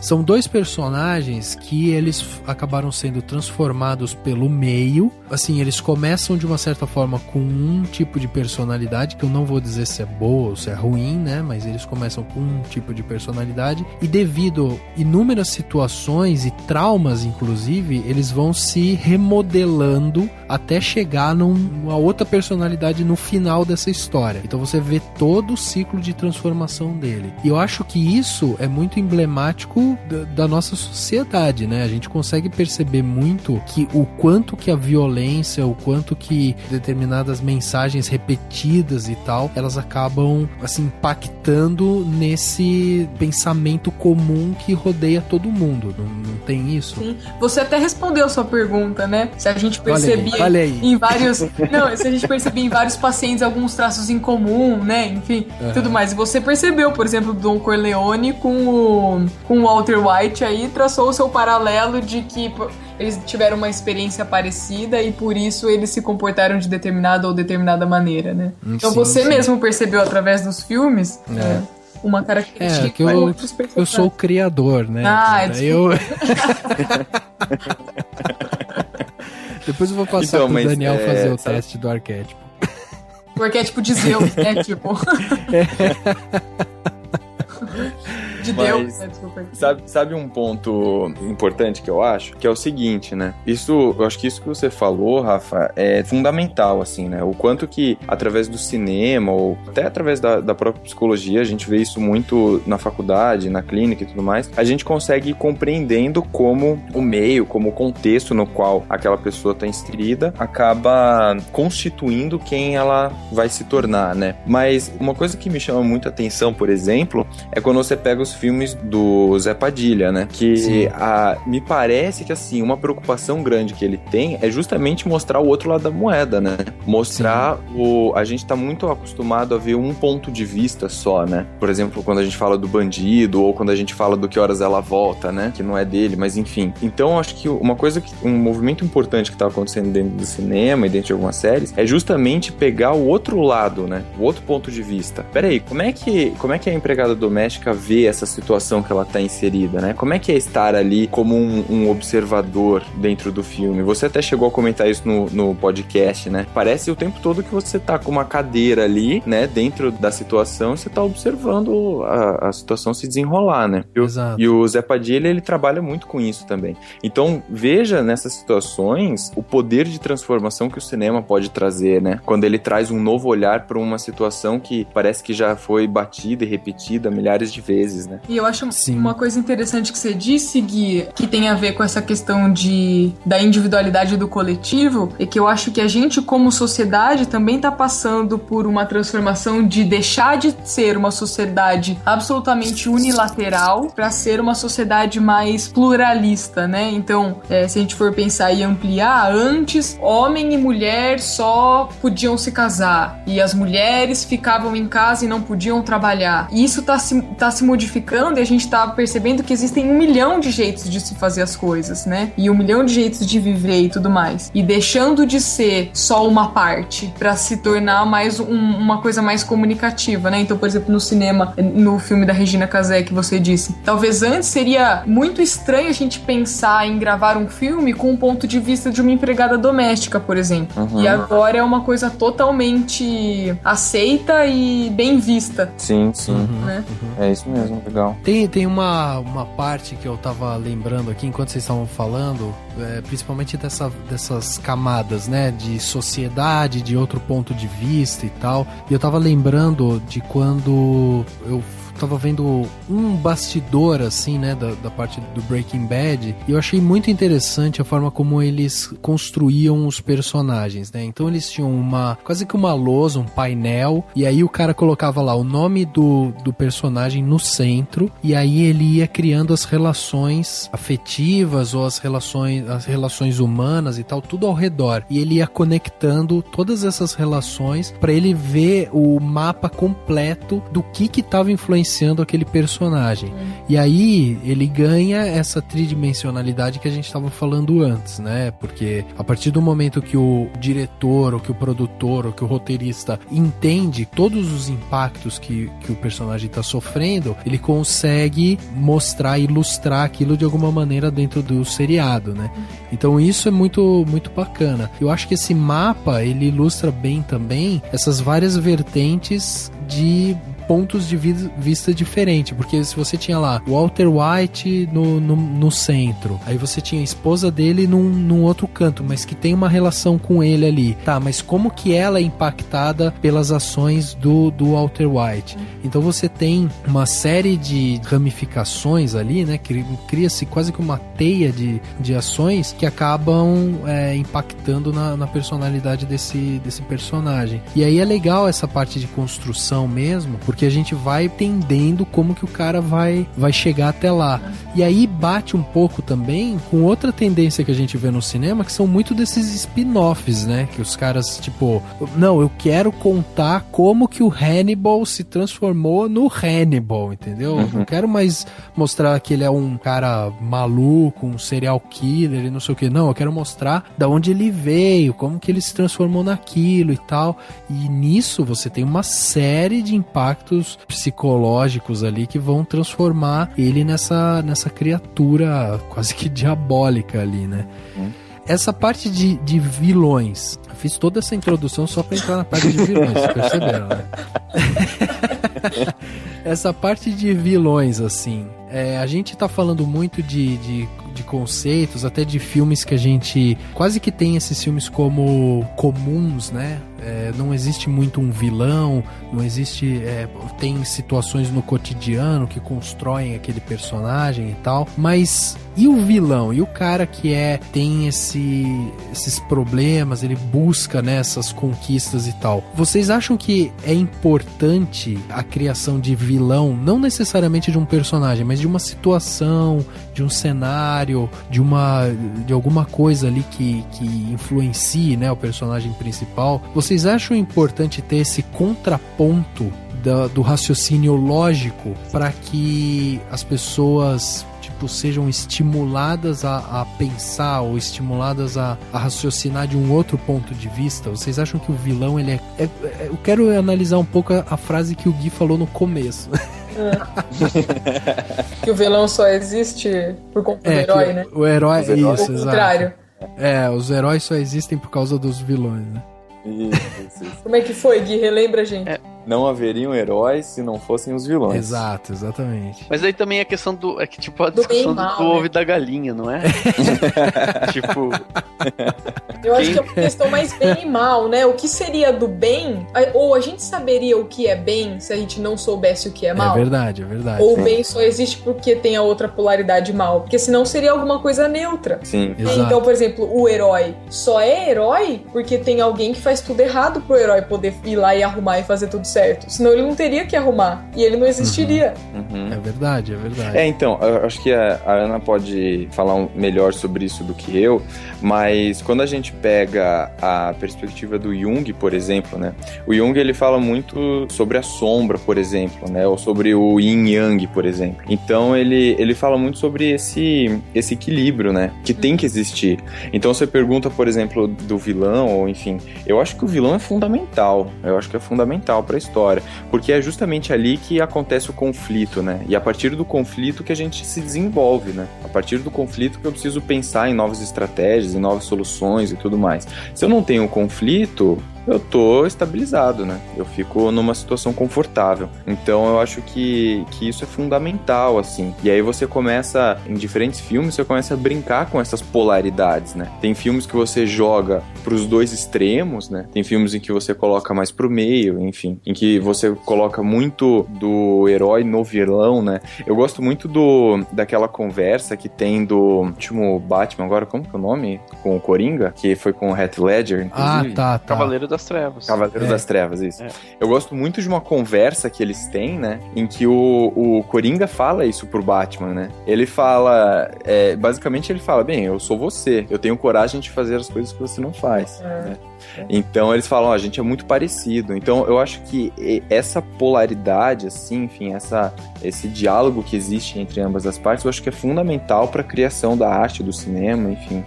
Sim, é até um conceito, né? Se a gente for pensar essa questão de polaridade, é até um conceito, né? É somente da tensão dos opostos, que a gente pode chamar aí de várias coisas, né? De bem e mal, enfim. É somente com essa tensão dos opostos que é possível se produzir o algo novo.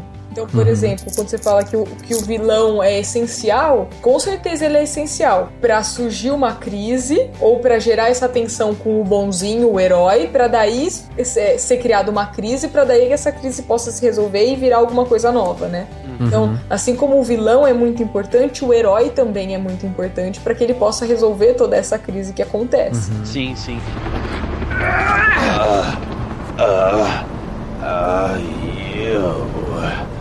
You just couldn't let me go, could you? This is what happens when an unstoppable force meets an immovable object. You truly are incorruptible, aren't you? Huh? You won't kill me out of some misplaced sense of self-righteousness. And I won't kill you because you're just too much fun. I think you and I are destined to do this forever.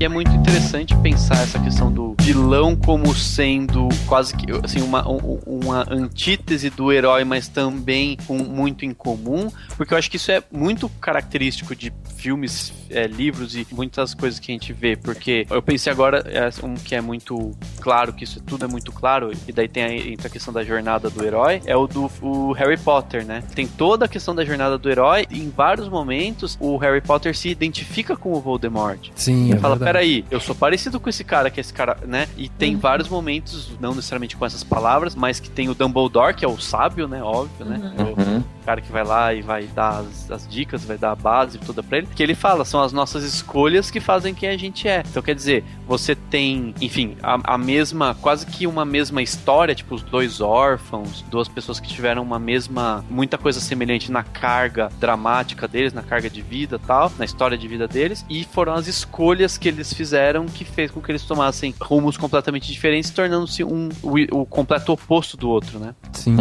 E a gente pode pensar também, né, de suscitar uma outra discussão, que a gente tá falando de herói e vilão, do Harry e do Voldemort como sendo pessoas diferentes, mas a gente pode pensar também como se fossem vários aspectos de uma mesma pessoa, ou de uma mesma psique. O herói e o vilão, o lado bom e o lado ruim de todo mundo, né, as nossas luzes e as nossas sombras que existem na gente, né? Então, por exemplo, quando você fala do Batman e do Coringa, eles são pessoas diferentes, tudo bem, mas ao mesmo tempo eles são complementares. Exato. E todo mundo tem dentro de si um lado Batman e um lado Coringa.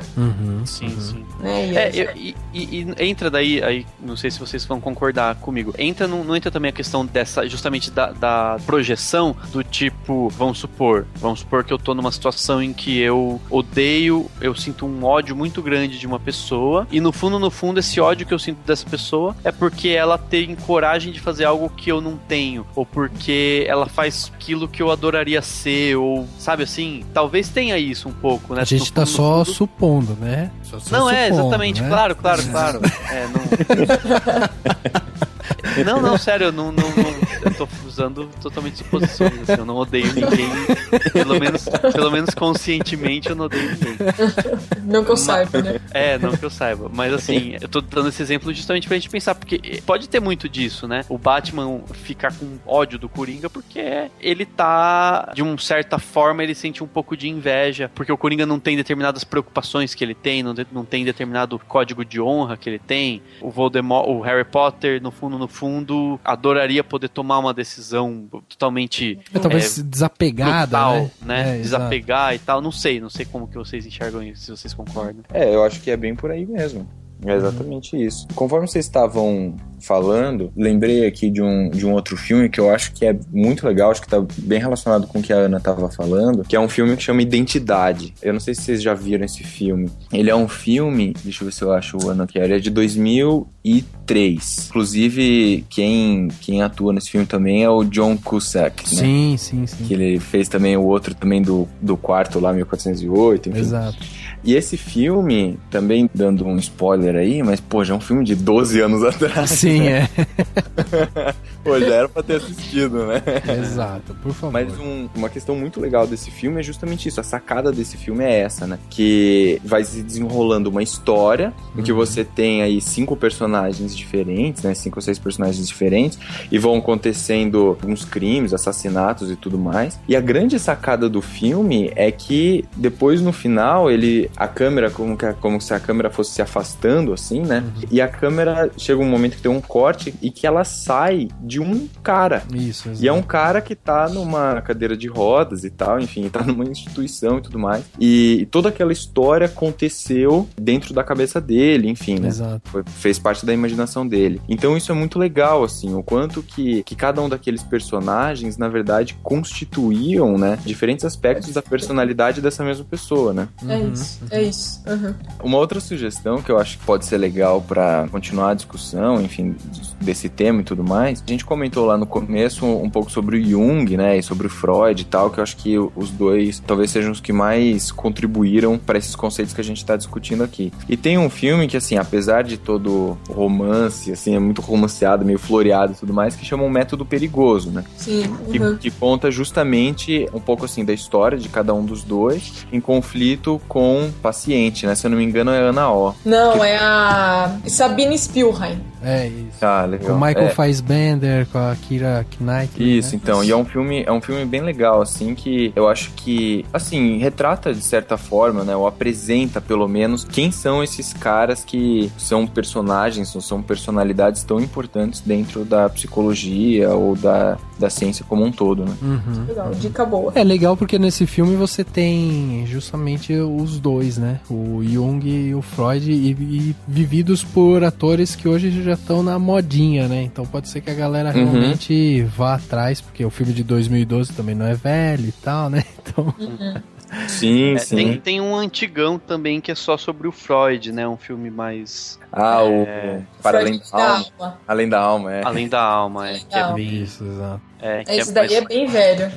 Agora, quando a gente tava falando lá de vilão, tem outra questão aqui que é justamente o vilão, ele não precisa ser uma pessoa, né? Ele não precisa ser um contraponto, como a gente falou do Coringa, como a gente falou, sei lá, dos outros aí que a gente falou. Assim, pode ser uma situação, né? Ele pode ser um sistema, ele pode ser uma cidade, ele pode ser uma catástrofe natural, né? Então tudo isso acaba colocando a pessoa ou o personagem num extremo de estresse e tal, que acaba sendo um agente transformador para ele, né, de alguma forma. Eu acho que aí acaba tendo um pouco disso também, porque vamos supor aqui, se a gente vê um filme que ele fala um pouco sobre desastre natural, alguma coisa assim, um tornado, um terremoto e tal, a gente tava falando dessas sombras que existem dentro de toda pessoa e tal, ali é um momento que também isso pode se revelar, e aí você pode ter também uma quebra, né, um cara que de repente numa situação, num cotidiano comum e tal, é um cara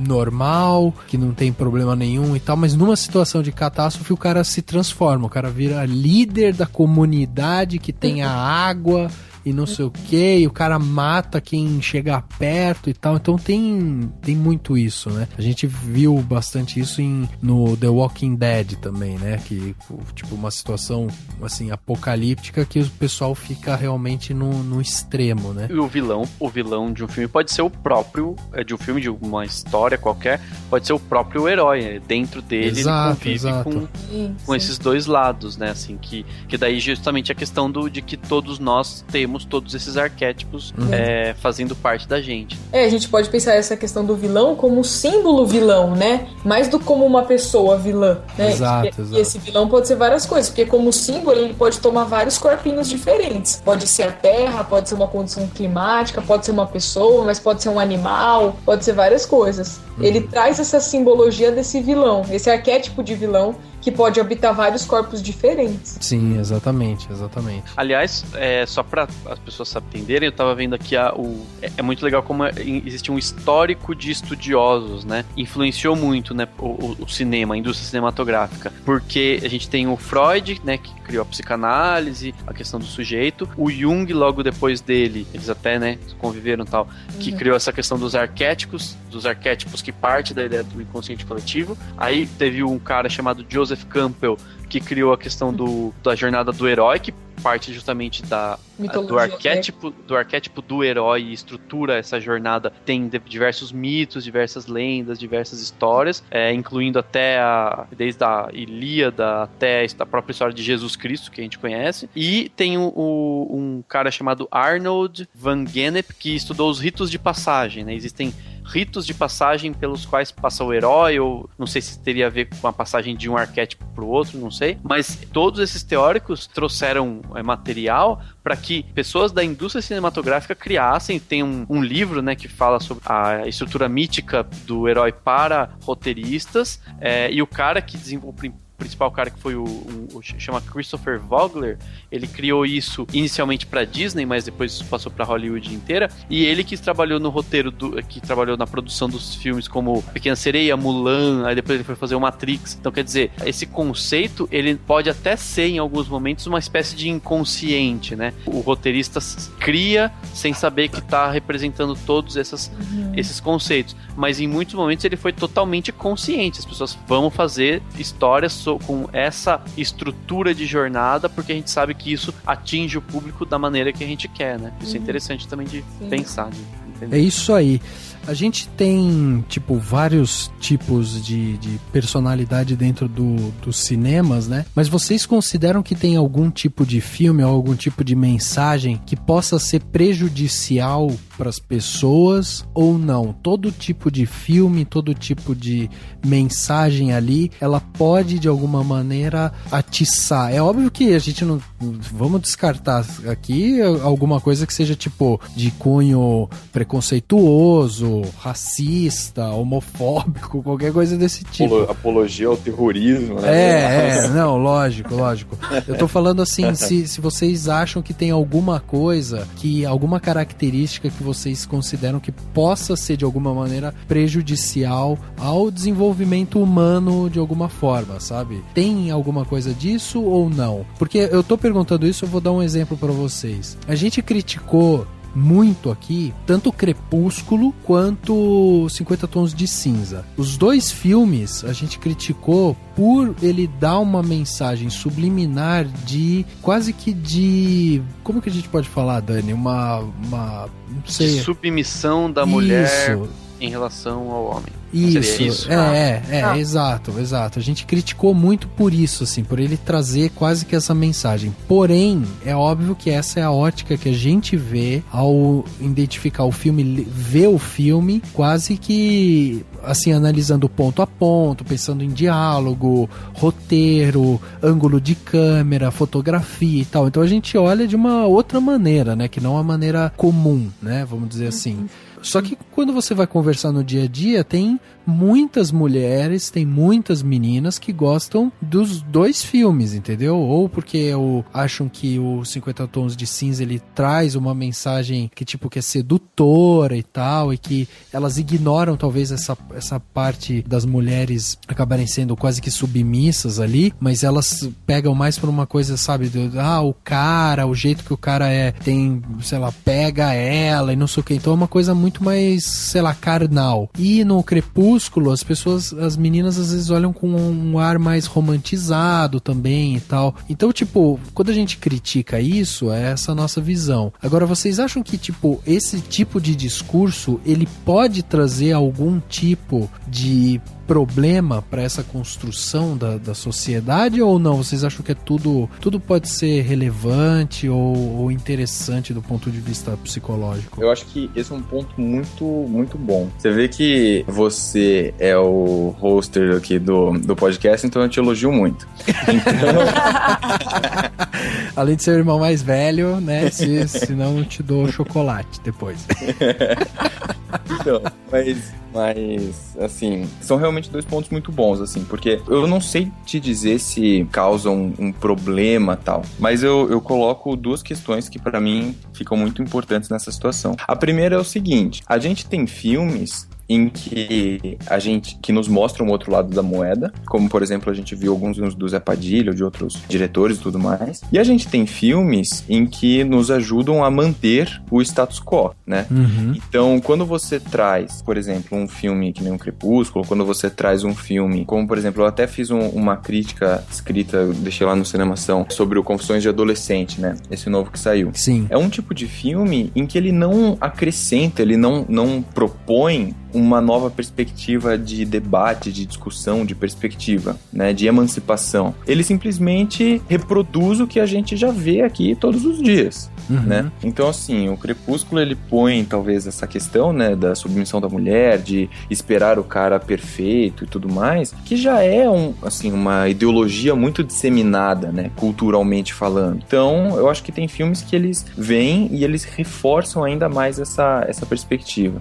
E eu acho que tem outro ponto que é importante, que daí talvez me até contraponha um pouco isso, mas que é o seguinte, né? Quando a gente fala de um artista que produz uma pintura, ou quando a gente fala sobre um diretor, por exemplo, um roteirista, enfim, produtores de cinema e tudo mais, essas pessoas que são os artistas que produzem a obra, eles têm alguma intenção, né, de impactar o telespectador de algum modo, né, eles estão pensando em alguma coisa naquele momento. Só que o caso é o seguinte, né, isso eu estudo isso bastante também, olhando da perspectiva do Vygotsky, lá da psicologia. Isso não é direto. Então, assim, por quê? A obra de arte, ela é, até uma certa parte, produção do artista, e a outra parte, quem completa a interpretação daquela obra é o telespectador, é quem está acessando aquela produção artística. Então, eu vou interpretar aquilo muito de acordo com a minha história de vida, muito de acordo com os meus valores e ideias e tudo mais. Então, assim, por mais que esses filmes reproduzam muitas vezes o que a gente já vê na sociedade, culturalmente falando, por outro lado,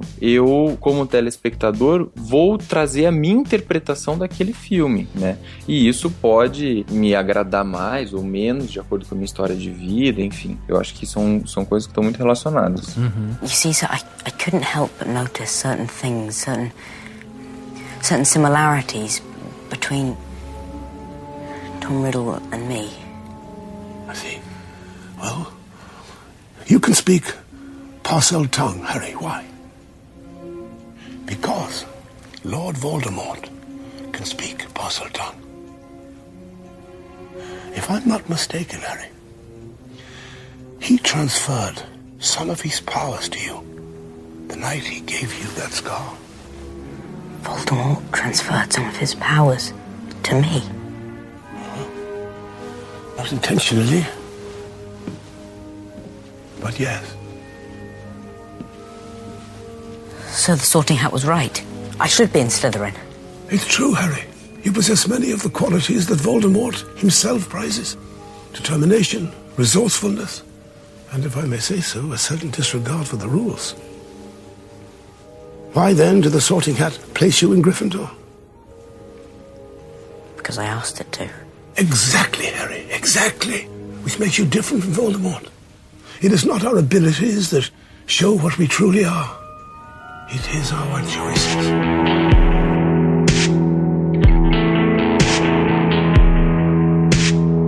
Talvez não tenha uma reflexão tão profunda quanto a do Gui, que eu fiz, mas eu vou para um outro lado de que tanto o Crepúsculo quanto os 50 Tons, de certa forma, movimentou então uma discussão, né, aí com vocês que estudam cinema, enfim, e tudo mais, sobre esses filmes e sobre o modo como eles foram produzidos ou a história que eles trazem. Então, será que de alguma forma eles foram de todo ruim? Exato. Né? Ou será que todos os filmes têm que propor uma profunda transformação para as pessoas que os assistem?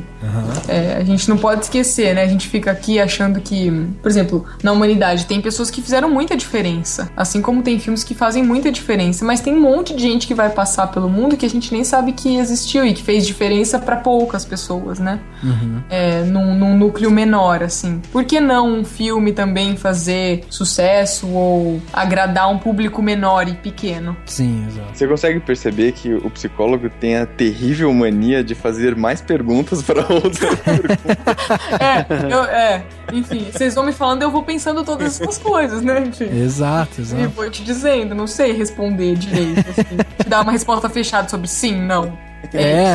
Mas é por aí mesmo, porque é esses questionamentos que são importantes. E eu sou muito dessa linha também, assim, de que eu acho que apesar da obra às vezes não ser boa, quanto narrativa ou quanto mensagem, enquanto ela fomentar qualquer tipo de discussão em torno dela, ela acaba sendo válida de algum modo, né? Então eu lembro muito que a gente falou aqui de Noé, o filme do Aronofsky, com o Russell Crowe e tal, e a gente debatia muito aqui o fato também de muita gente ter criticado o filme justamente por ele não ser uma reprodução fiel do que está escrito na Bíblia e tal. E a gente falava, cara, isso daí é uma reflexão de um diretor que é ateu, que já foi judeu, que o cara não sei o que. Então o cara tá trazendo uma visão dele e não é a visão certa, mas é a visão dele.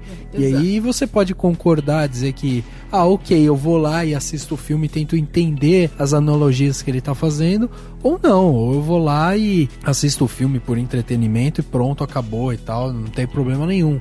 O cinema e os filmes, né, eles têm esse poder, né, de fomentar essas discussões e tal. E por mais que a gente tenha criticado muito aqui, tanto Crepúsculo quanto 50 Tons, eu acho que essa coisa deles trazerem justamente essas discussões, da gente hoje tá vivendo inclusive uma época em que a gente fala muito sobre a igualdade, sobre feminismo e tal, são filmes que foram importantes também para esse movimento. Você não acha, Dani? Sim, eu tava pensando numa coisa, eu não sei nem se eu sei explicar, mas que eu acho que tem tudo a ver com isso, assim, porque tudo isso que a gente tá falando tem a ver com a arte de uma forma geral e principalmente com a linguagem, né? E eu acho que, assim, eu tô tentando meio que, tudo isso que a gente tá falando, a gente partiu de pressupostos que vem lá do Freud, da questão porque o Freud tem uma concepção, né, do que são as pessoas, que a gente somos todos sujeitos e tal, e tudo isso passa pela linguagem, e eu acho muito louco, porque ao mesmo tempo em que a gente se comunica pela linguagem, a gente se compreende por meio da linguagem. Eu até brinco assim, eu falo, quando foi a primeira vez que você pensou? Em que língua você pensou? Você pensou na língua que você fala, que é a sua língua, então você, a partir do momento em que você começa a se dar conta de que você existe, você já tá usando um tipo de linguagem. E essa mesma linguagem que a gente usa pra pensar, a gente usa pra comunicar, e quando a gente faz isso, essa mensagem se transforma completamente, né? Porque eu vou usar uma linguagem diferente, então vamos pensar aí no Noé. O diretor pensou em tudo que ele passou e tudo que transformou, que fez a concepção dele, transferiu a linguagem que tá lá na Bíblia por uma linguagem dele, pensando no público que ele quer atingir, ou seja, ele não fez se ele tivesse pensando em outro público, ele faria passaria outro tipo de mensagem, e ao chegar nas pessoas, cada uma dessas pessoas que vão assistir o filme vão interpretar de uma forma, mastigar de uma forma e repassar, refletir, enfim, se transformar de outra maneira. Exato. E tudo isso, então assim, a gente tá eu acho que isso é muito legal, porque a gente tá em eterna construção. A gente tá, tudo isso que a gente tá discutindo são coisas que o tempo inteiro estão se transformando. Eu acho isso muito louco, porque pode ser que amanhã, se a gente fizesse essa mesma discussão amanhã, a gente vai fazer de uma forma completamente diferente, porque em 24 horas a gente vai ter acesso a outras informações, outras coisas, outras mensagens, a gente vai se transformar de novo, entendeu? E eu acho isso, no fim das contas, a questão toda a gente tem uma série de conhecimentos que a gente tenta transformar e transmitir, sublimar e tudo mais, em forma de arte, em forma de texto, em forma de conversa, em forma e transforma nossas vidas e conforme elas transformam, elas vão transformando ainda mais. Não sei se eu tô me confundindo todo mais, mas eu acho que é muito louco a gente pensar nisso, né? Tipo, como tá tudo interligado, né? Não sei se... Não, cara, ó, você falando isso, agora, se você quiser, a gente começa agora, daqui pra frente um outro podcast. Porque quando a gente começa a falar do cinema como uma nova forma de linguagem, é um campo que eu estudo muito, assim, e até, acho que, assim, pra fazer uma citação, assim, chique, como vocês fizeram já, né, de palavras bonitas, eu tenho uma frase que eu gosto muito, né, que eu até vim dar uma coladinha aqui, é do Heráclito. Ele é um filósofo pré-socrático e tal, e ele dizia o seguinte, né, um homem não se banha 2 vezes no mesmo rio, pois da segunda vez nem o homem é o mesmo, nem o rio. Exato, né? Exato. Então é bem isso, é isso que você falou, tipo, se a gente tiver essa conversa amanhã, já vai ser outra perspectiva, porque tudo isso que a gente tá conversando agora tá afetando a nossa constituição, o modo como a gente compreende as coisas e tudo mais. É isso aí. Não, e assim, eu falei isso porque até, sei lá, pra tentar meio que amarrar de que a gente tem uma série de teorias, né, que a gente discutiu hoje, o que são os arquétipos, o que é o herói, o que são essas jornadas, mas o tempo inteiro elas vão se transformando, ou um pouco ou muito, mas elas vão se adaptando, né, e junto vão chegando outras teorias, você tem até o Bauman e tal, porque daí você fala assim, pô, então tudo isso eu posso misturar, isso pode se mesclar com outras coisas que não existiam antes e que estão... Então é tudo vai se transformando, e eu acho que nesse ponto que é importante a gente conhecer a base, né, tipo, quando a gente começou a discutir hoje, a gente tava falando lá, a gente remeteu sempre, tipo, ao Freud e a grandes teóricos que estabeleceram base para que a gente compreenda coisas que estão o tempo inteiro se transformando, né, então eu acho isso muito complexo e muito louco, assim, muito fascinante, né, da gente pensar. Assim. A gente falou tudo isso tem a ver com concepção de mundo, né, como que o ser humano se enxerga e como que ele utiliza a arte para mostrar para as outras pessoas e conversar sobre todos esses temas. E eu tive um professor na pós-graduação que eu fiz, que ele sempre, acho que 2 vezes, ele mostrou uma sigla que ele chama de GDF. Ele fala que é o percurso histórico pro ser humano se compreender. O G é do Galileu, o D é do Darwin e o F do Freud. Então ele fala, o Galileu chegou pro ser humano e falou pra todo mundo e falou assim, ó, a gente não gira em torno do Sol, o Sol não gira em torno da Terra, a Terra é que gira em torno do Sol. Então ao dizer isso, você muda completamente a concepção de mundo das pessoas. Fala, pô, eu achava que a gente era o centro do mundo, a gente não é mais o centro do mundo. Aí o Darwin vem e fala assim, ó, sabe essa história de que Deus criou? É mentira, a gente evoluiu do primata. Então ele vai lá e transforma a relação. Então, tipo, o ser humano fala assim, pô, então eu não sou o centro do universo e não fui criado como uma obra, né, divina e tudo mais. Daí o ser humano pensa, não, mas peraí, pelo menos eu sou dono de mim mesmo. Aí chega o Freud e diz, então, seguinte, você não é dono nem de si mesmo, porque você é regido pelo inconsciente e, né, tipo, a gente não tem total poder sobre as nossas ações. E aí eu até pensei agora, falei, dá pra inserir o B na frente, que é o Bauman, tipo, então assim, além de tudo isso, essas coisas estão mudando o tempo inteiro e são completamente transformadas a cada segundo, dependendo do ponto de vista, entendeu?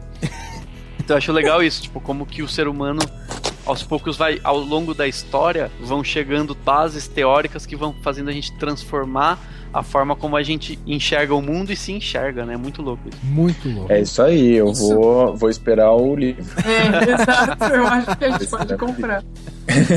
Só uma última coisa, vocês estavam falando sobre a união, né, de todas as coisas e tudo mais, de que a gente não é sozinho, enfim. E daí eu fiquei com vontade de citar uma coisa bonita também, porque já que todo mundo tá citando coisas bonitas...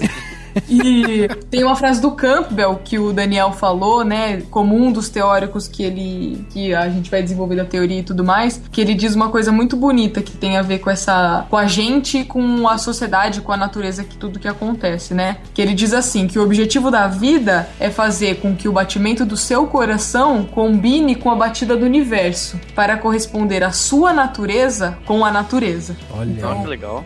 Eu acho bem bonito isso que diz, né, de que a gente não tá sozinho aqui, né? Que as coisas elas estão sempre se influenciando mutuamente, seja com a arte e tudo mais, seja com a sociedade, com a natureza que a gente vive, né? Muito bom. Eu não falei nenhuma frase de impacto ainda, então, mas eu não preciso falar porque eu sou o criador, eu não falo, eu faço. Essa é a sua frase de impacto, né? Eu sou o criador. Exatamente. Eu já achei que o Rafa ia chegar e, sei lá, falar batatinha tudo nada. Só pra dizer que falou.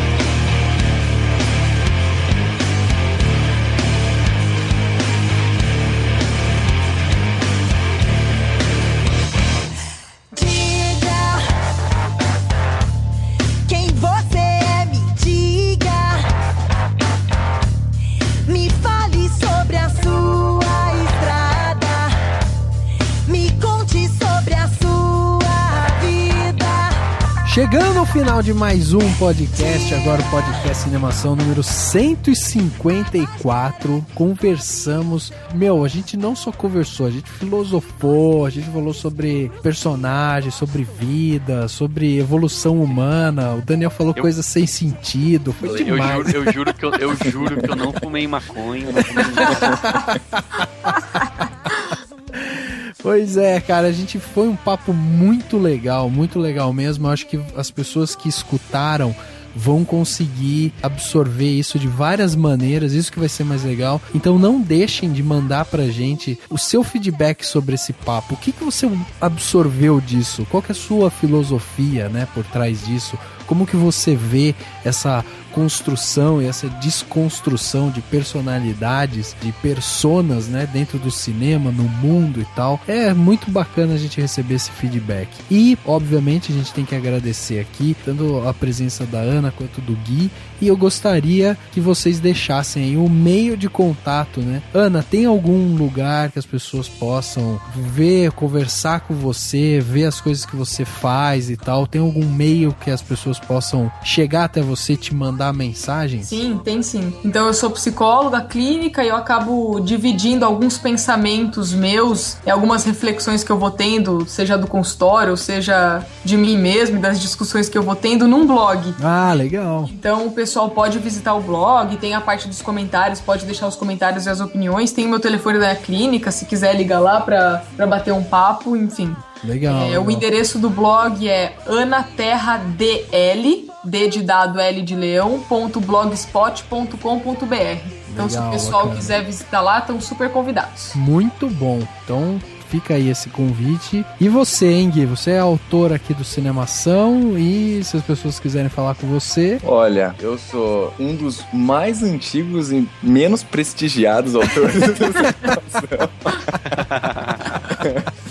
Quero deixar aqui claro que foi um prazer participar do podcast aí com o Rafa e com o Dani. Espero que eu saia um pouco da geladeira aí, que o pessoal me convide de novo para participar. Mas eu acho que talvez o modo mais fácil aí de me encontrar também deve ser no Facebook. Eu também coloco algumas reflexões, algumas coisas que eu participo lá. Uhum. E também escrevo mensalmente no Cinemação. Tô tentando aumentar um pouco a minha frequência também, mas sempre leio os comentários e acompanho aí o que o pessoal fala. Exatamente, aumentando a frequência, daí você participa mais do podcast. É assim que funciona, né, Dani? Com convite, hein, Gui? Uma intimação, hein? Não, mas ó, quem quiser conversar com o Gui, então vai lá. Se você for lá dentro do Cinemação, né, tem lá a parte de equipe, você pode ir lá, você vê lá que tem o Gui, você pode ver todos os textos que ele escreveu, tem uma lista lá. Além disso, daí você vai conseguir ver também os meios de contato dele e tal. Tem textos muito bacanas e sempre com essa pegada voltada à psicologia, à filosofia e tal, uma parte muito legal mesmo, que fica aqui a nossa recomendação também. Não à toa ele está, não é só porque aqui tem esse parentesco, né? Esse parentesco, esse laço de sangue, mas é porque o menino é talentoso. Ana, Gui, muito obrigado pela presença de vocês, pelo tempo aqui conversando com a gente. A gente fica muito feliz de poder ter esse tipo de conversa e levar esse tipo de assunto para os nossos ouvintes. Muito obrigado mesmo. Eu é que agradeço, foi um prazer. Muito bom trocar as experiências e as ideias com vocês. Foi um prazer para mim. Obrigada a vocês. Rafa e ao Dani, enfim. Ao Gui também, como um membro do Cinemação, então agradeço vocês três. Muito obrigado a todo mundo, valeu Gui, valeu Ana. Quem tá ouvindo o podcast, se eu fui muito confuso, comente e pode me xingar que eu deixo, porque eu viajei muito e talvez tenha sido confuso, mas é isso, até semana que vem. O podcast Cinemação número 154 fica por aqui e a gente se vê no próximo.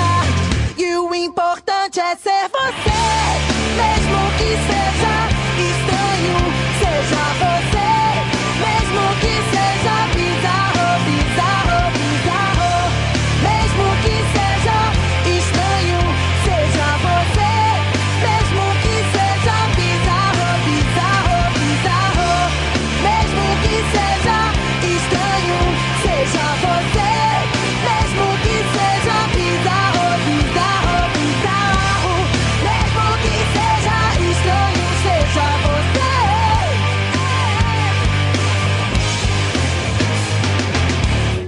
Ação. Ok, a partir desse momento estamos gravando. Então tudo que vocês falarem pode ser usado contra vocês. Vocês lembrem sempre que eu sou o editor do podcast. Então, sempre me tratando bem. Cuidado comigo, né? Sempre me tratando bem, sempre concorde com o que eu falo. Puxa Ô, Rafael, sua voz é muito bonita, hein? Vamos lá, então. Esse podcast foi editado pela Isso Aí Design. Tudo isso é forma com função. É design estratégico. É isso aí.